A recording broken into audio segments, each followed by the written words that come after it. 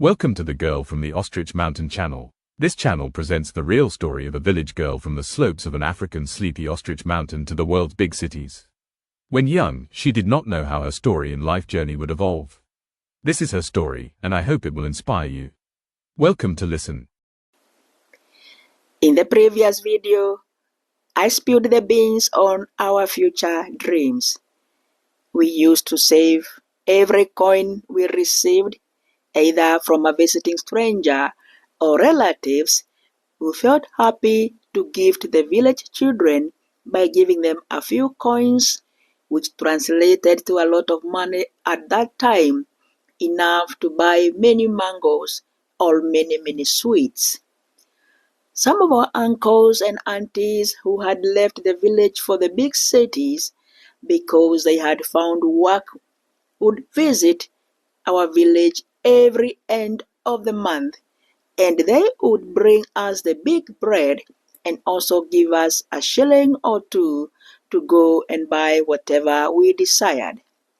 Sometimes they would come home with their friends who would buy us sodas, and then we would retrade these sodas for money. We were well resourced and could afford the delicacies of the day as children, unlike the rest of the village children. The sin we committed then, fueled by our innocent dream, was that each one of us agreed to steal 1 shilling every week from our parents' shops, and by the end of the month, we always had a total of 28 shillings. This was possible because we used to help our parents in the shop, and we agreed that 1 shilling was not going to make our parents lose their businesses or make them poor. We always buried the weekly collection under the ground of our carton house. After our meeting and revisiting our agenda, we could eat a loaf of bread together while shouting, "We did that." This was coded language between us.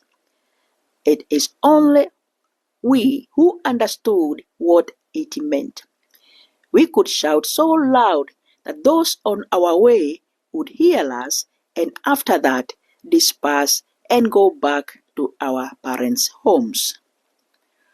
Tragedy struck when one of our members fell sick and was admitted to the hospital and later died.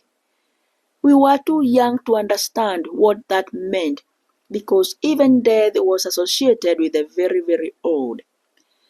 We were disillusioned and did not fathom death. Death was a strange term. The dreamer who passed on was the only boy in the group.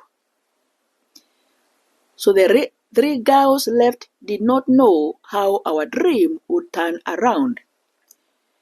On the day of his funeral, the funeral convoy stopped at the village shopping center and specifically in front of his father's shop.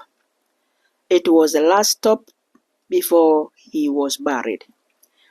I remember all 3 of us lying on the grass and on our stomachs, trying to peep between our elbows because we did not want to see the whole convoy of cars.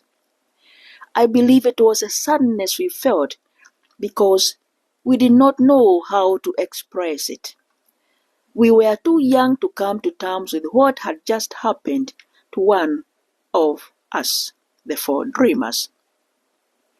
When the convoy of cars proceeded towards the final resting place of our beloved dreamer, we were never part of that ceremony because our parents did not even know what we were planning to do together. Sadly, our Friday meetings ended when our member died. We never went back to the carton house that we had built. Furthermore, someone destroyed it because they understood that it was built by children and belonged to child play.